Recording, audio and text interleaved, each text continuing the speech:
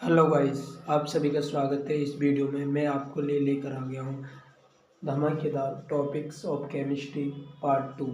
मतलब applied chemistry first का second lecture लेकर आ गया हूँ, जिसमें जितने बार टॉपिक चैप्टर रह गए थे हमारे, इस वीडियो में कवर कर देंगे सब चैप्टर को। ठीक है, स्टार्ट करते हैं टाइम वेस्ट ना करते हुए, क्योंकि आपका एग्ज़ाम नज़दीक आ रहा है, इसलिए आपकी धड़कनें भी बढ़ रही होंगी। इसलिए मैं आपको की पॉइंट्स दे रहा हूँ कि ये वेरी वेरी बार बार में रिवाइज करें। आपको ये पॉइंट्स तो लर्न होने ही चाहिए आपको। ये बहुत इंपॉर्टेंट पॉइंट्स हैं चैप्टर के। चलो स्टार्ट करते हैं एक थॉट्स के साथ, एक क्वाड्रेंट के साथ। मैदान में हारा हुआ इंसान फिर से जीत सकता है जी। मैदान में हारा हुआ इंसान फिर से जीत सकता है, लेकिन मन से हारा हुआ इंसान कभी नहीं जीत सकता। इसलिए दोस्तों, मन से कभी मत हारना आप।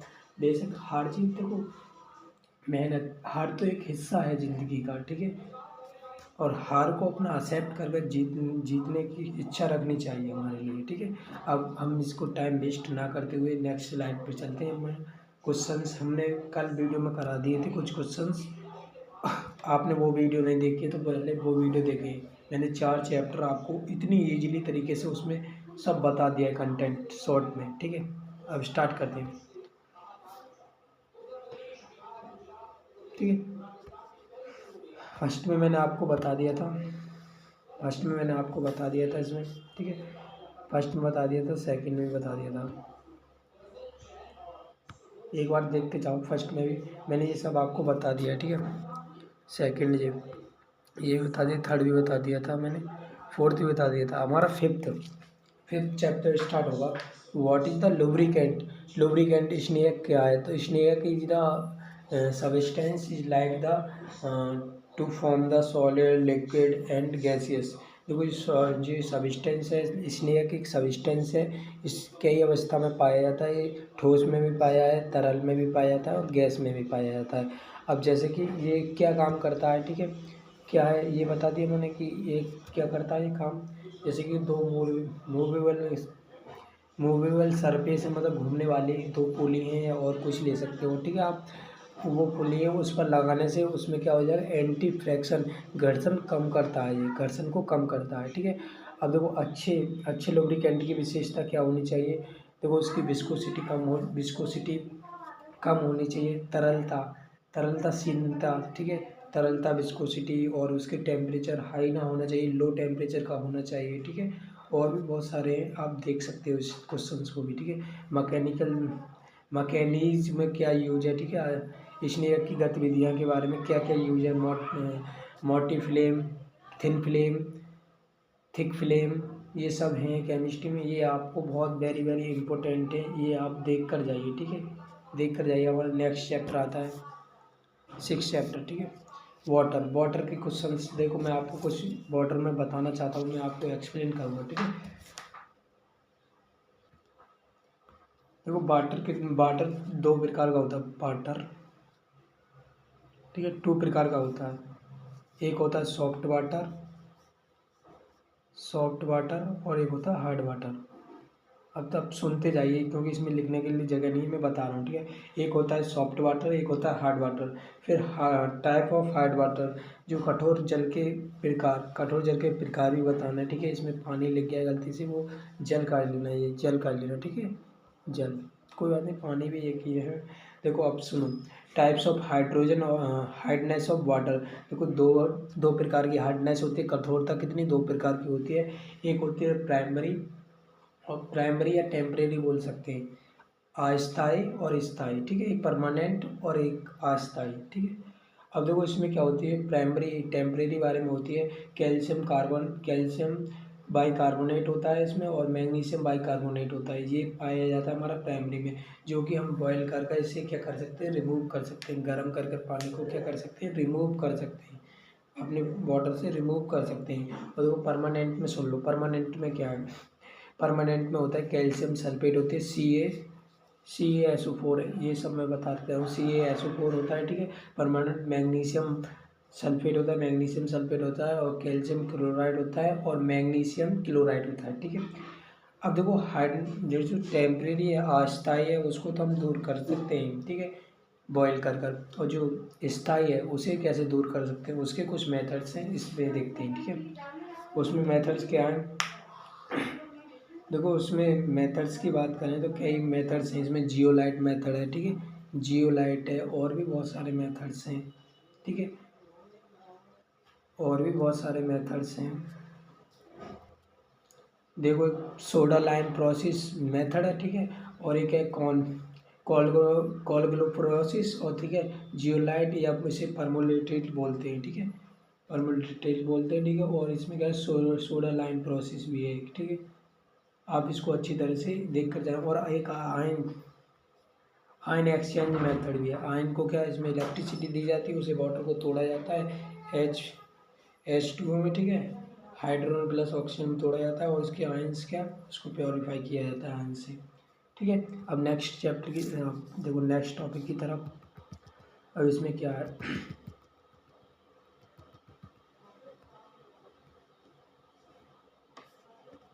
ठीक है, अब देखते हैं हम ईडीटीए मेथड देख कर जाइए। ईडीटीए मेथड्स बनाने की विधि भी देख कर जाइए आप। ईडीटीए मेथड बहुत इंपॉर्टेंट है।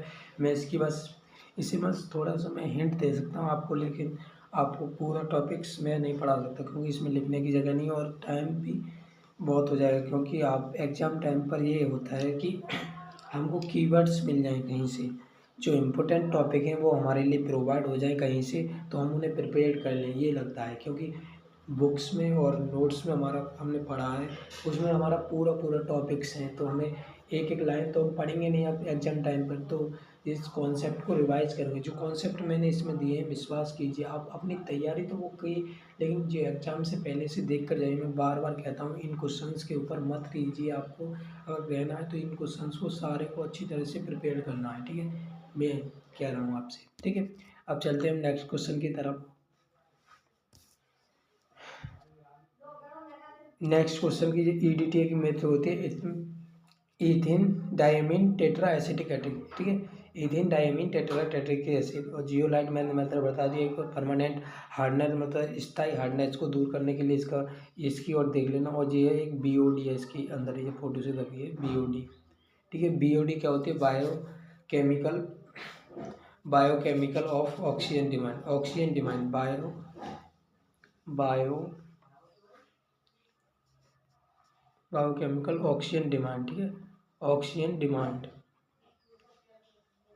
डिमांड होती है, और इसी को क्या होती है, ये केमिकल ऑक्सीजन डिमांड होती है, वो बायो ऑक्सीजन डिमांड होती है। ये भी किसका मेथड है, ये भी वाटर को अलग करने का ही, क्लीनिंग करने का ही मेथड है। आप इसे भी देख कर जाइए अच्छी तरह से। तो उसमें मैंने हिंदी में भी टाइप किया है आपके लिए, कठोरता जल और उसके प्रकार। ठीक है, अब देख कर जाइए।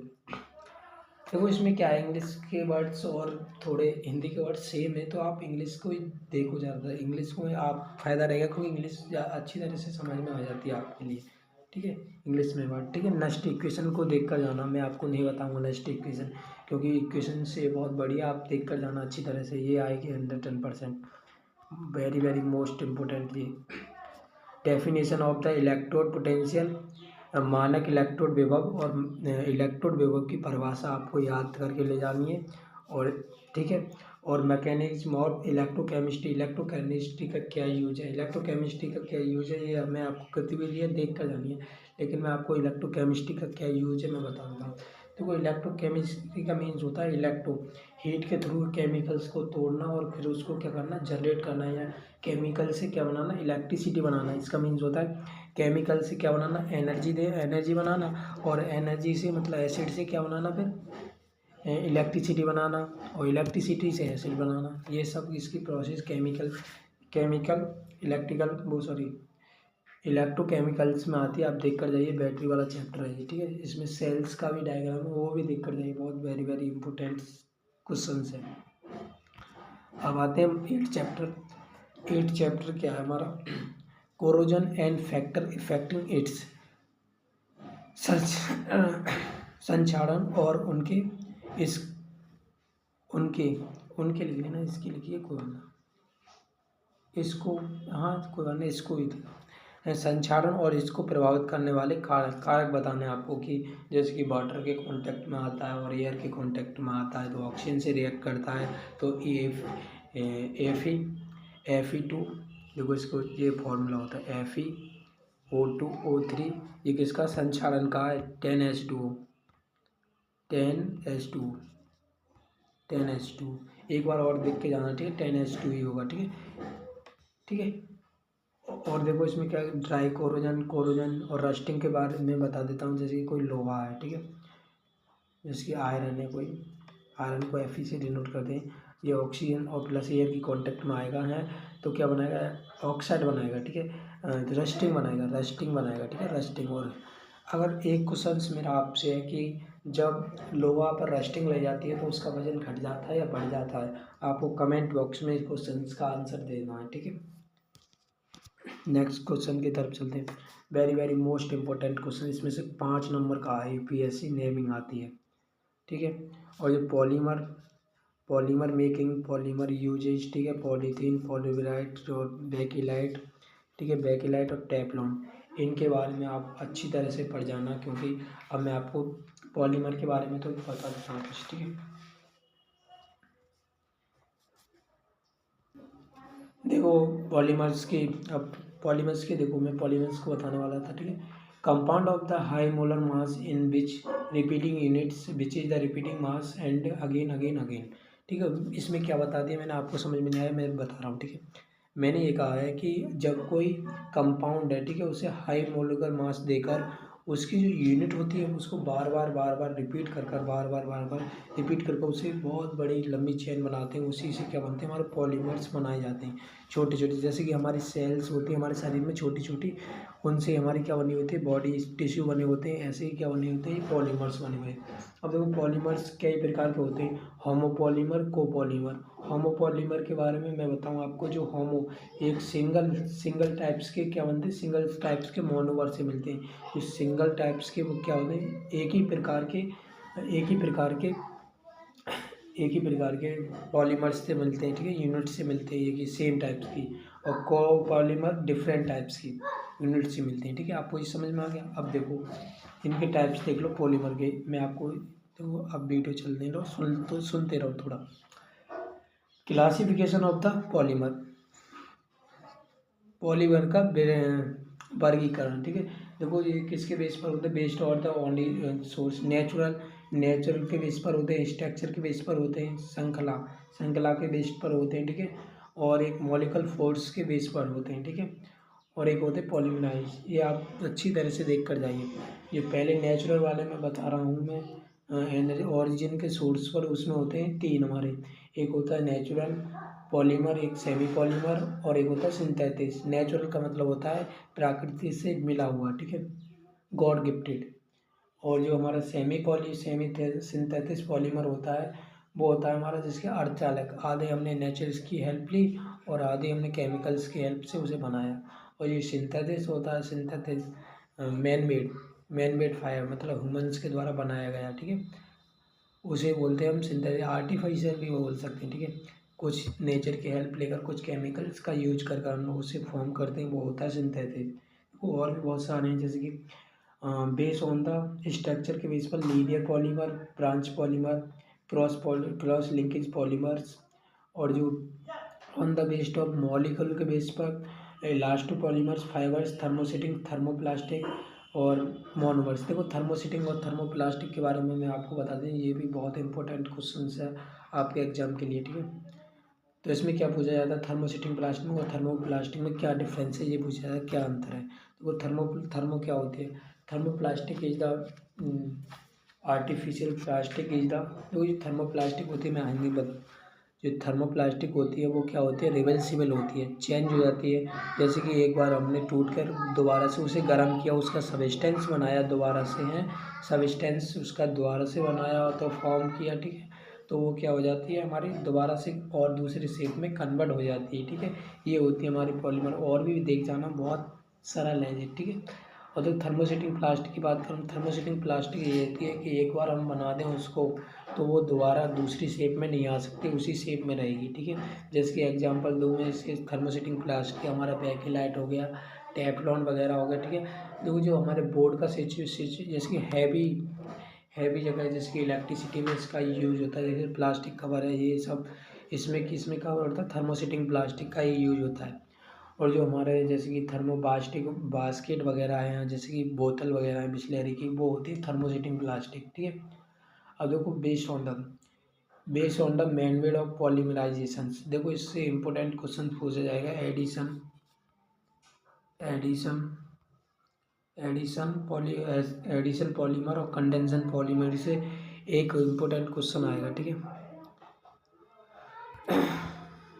देखो मैं इसके बारे में आपको बता दे रहा हूँ, ठीक है। इसमें आपको दिख रहा होगा नहीं, लेकिन मैं आपको एक्सप्लेन कर देता हूँ, ठीक है। पहले लिख रहा है इसमें make a,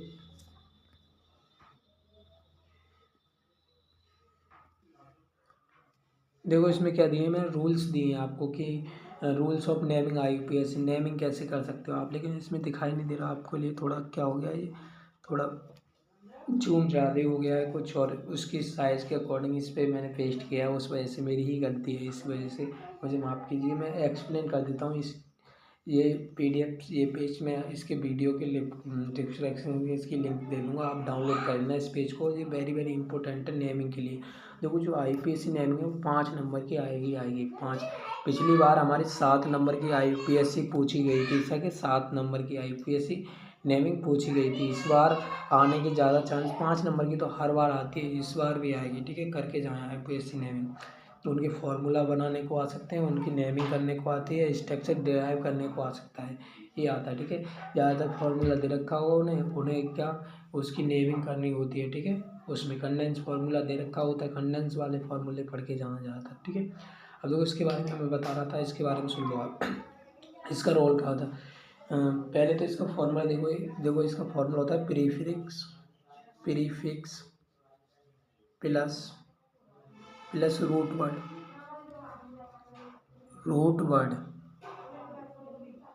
word plus primary suffix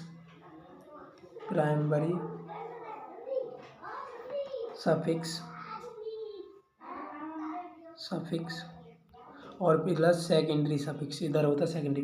देखो प्राइमरी में कैसे आते हैं, हमारे प्राइमरी में आते हैं ऑप्शनल वाले, ठीक है। ऑप्शनल वाले जैसे कि कोई हो तो ऑप्शनल में आता है, ठीक है। जैसे कि मैं प्राइमरी की बात बोलूँ, कार्बोजलिक, ठीक है, कार्बोऑक्सी, ठीक है, ऑक्सी कार्बोजलिक, कीटोन, ये सब हमारे क्या आते हैं, प्रीफिक्स में आते हैं। और रूट वर्ड क्या होता है, रूट वर्ड में आते हैं हमारे 3 आते हैं। एक आती है आयन, सिंगल बॉन्ड, इन, ये होती है आयन, और ये होती है ion by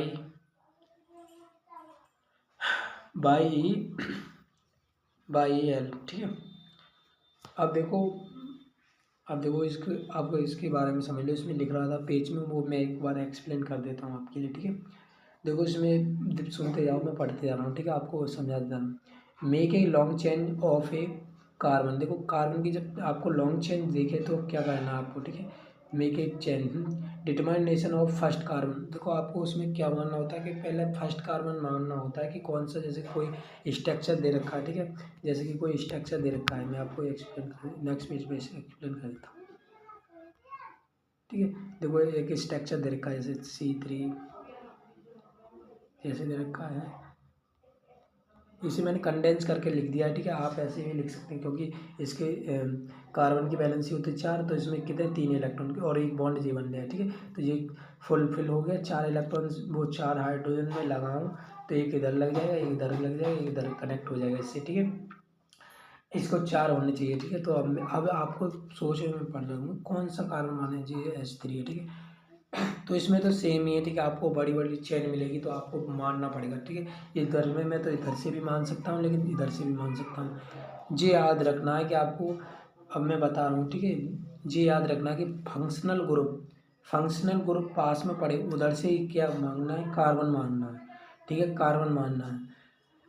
let the carbon with the attract functional group, देखो जो फंक्शनल ग्रुप पास में पड़ेगा उधर से ही कार्बन को फर्स्ट कार्बन मानना, ठीक है, उधर से ही सॉल्व करना। Let the carbons nearest the functional group, मैंने बताया नहीं आपको, जो फंक्शनल ग्रुप होगा पास में उसे ही आपको फर्स्ट कार्बन मानना है, ठीक है। और अब देखो नेक्स्ट पॉइंट है हमारा, डबल बॉन्ड और ट्रिपल बॉन्ड हो तो, देखो अगर डबल बॉन्ड और ट्रिपल बॉन्ड, पहले डबल बॉन्ड अगर आता है कहीं तो वहाँ से फर्स्ट मानना है, अगर फिर ट्रिपल बॉन्ड आता है तो वहाँ से फर्स्ट मानना है, ठीक है। अब देखो इसमें halogen group of the branch chain, ठीक है, उसमें हेलोजन भी आते हैं। हेलोजन कैसे होते हैं, जैसे हमने लगा दी Cl क्लोरो, ठीक है, ब्रोमो Br, ये सब आप देख कर जाइए। अभी तो आपके लिए कितने 11 तारीख को एग्जाम है, ठीक है, अभी तो आपके लिए काफ़ी दिन है, ठीक है, 2 डेज बचे हुए हैं, तो आप इन्हीं चैप्टर को रिवाइज कीजिए अच्छी तरह से, ठीक है। देखो इसमें कार्बोजेलिक एसिड, मैंने आपको कार्बोजेलिक एसिड, ये पेज बहुत वेरी वेरी इंपॉर्टेंट है आपके लिए, ठीक है, रिवाइज करने के लिए। देखो कार्बोजेलिक का फॉर्मूला मैंने आपको बताया, कार्बोजेलिक COOH, और इसमें ब्रैकेट में फिर सी, देखो इसे COOH भी लिख सकते हैं, और इसे इसमें मैंने दिखाया ऐसे भी लिख सकते हैं, ठीक है। और इसको मतलब यूज प्रीफिक्स में यूज करते हैं कार्बोक्सी, और उसमें सफिक्स में यूज करते हैं इसको ओइक एसिड, ठीक है। और ईस्टर की बात करें तो ईस्टर का फॉर्मूला होता है R bond C bond single bond, ठीक है, single bond O single bond R, और इसको बोलते हैं ऑक्सी कार्बोजेलिक। और इसको सफिक्स में क्या यूज करते हैं, ऑइड यूज करते हैं। सफिक्स में क्या यूज करते हैं इसमें, ऑइड, देखो ये लिख रहा है इसमें सफिक्स में क्या यूज करते हैं, ऑइड। ईस्टर की बात कर रहा हूँ। देखो आपको मैं बता दे रहा हूँ कौन सी इंपॉर्टेंट है। देखो एल्कोहल को आपको बताया कि एल्कोहल को प्रीफिक्स में क्या यूज करते हैं, ऑक्सी, और ये OH से डिनोट होता है पीछे के लिए, ठीक है। यहाँ की OH लग जाए कहीं ब्रांच चेन में या कहीं पर, तो इसको क्या करना है, OL लगाना, हाइड्रो ऑक्सी लगाना है। सब अगर प्रीफिक्स में लगाओ तो हाइड्रो ऑक्सी लगाना, अगर सफिक्स में लगाओ तो ऑयल लगाना, ठीक है। जैसे कि हमारा ईस्टर हो गया, ईथर हो गया, ठीक है, ईथर हो गया, इन्हें देख कर जाइए, ईथर हो गया, एल्कोहल हो गया, और देखो इसमें एल्डिहाइड हो गया, एल्डिहाइड, कीटोन, ये सब आप देख कर जाइए, ठीक है, ये आप देख कर जाइए, ठीक है। देखो मैं आपको एग्जांपल बता देता हूँ उसके, वेरी वेरी इंपॉर्टेंट, 1 नंबर में एग्जाम से पूछे जाएंगे, ठीक है। जैसा कि देखो मैंने आपको क्या बताया था, पॉलीमर्स के बारे में, मैं आपको जो सिंथेसिस वगैरह जो नेचुरल आर्टिफिशियल मैंने अभी बताए थे, आपको एक एक नंबर में इनमें से क्वेश्चंस पूछे जाएंगे, उससे आप रिगार्डिंग सुन लो इसे, ठीक है। सुन लो, इसके मैं क्या बता रहा हूँ, एग्जाम्पल बता रहा हूँ, सुन लो। देखो सिंथेसिस में मैंने बताया था, मैंने बता रहा हूँ आपके लिए, एक PVC एग्जाम्पल है, और एक क्या है, बेकिलाइट। ये 2 एग्जाम्पल याद कर लो आप, बहुत बड़े इंपॉर्टेंट, इनके वो भी आ सकते हैं, शॉर्ट नोट्स भी आ सकते हैं। PVC क्या है, ठीक है, पॉलीविनाइल क्लोराइड क्या है, ठीक है, PVC के आपने पाइप भी देखे होंगे, ठीक है। और एक बेकिलाइट है, और देखो सेमी सिंथेसिस में क्या है, अर्ध बनावट, ठीक है, अर्ध बनावट पॉलीमर कौन से होते हैं, आधे नेचर की हेल्प से, आधे प्रकृति की हेल्प से, और आधे किसके आर्टिफिशियल की हेल्प से बनाए जाते हैं, वो होते हैं, ठीक है। वॉल्कनाइजेशन, रबर्स, गम्स वगैरह, ठीक है। और जो हमारे नेचुरल होते हैं वो स्टार्च रबर, प्रोटीन वगैरह, ठीक है। और जो होमोपॉलीमर का एग्जाम है, पॉलीथीन PVC PS, और जो कोपॉलीमर है नायलॉन, ब्यूना एस। देखो मेरे लिए याद आ गया ब्यूना एस और ब्यूना एन, आपको दोनों के स्ट्रक्चर और डेरिवेटिव जरूर देख कर जाना है, ठीक है। देखो मैं आपको एक इम्पोर्टेंट इन्फॉर्मेशन आपको बता,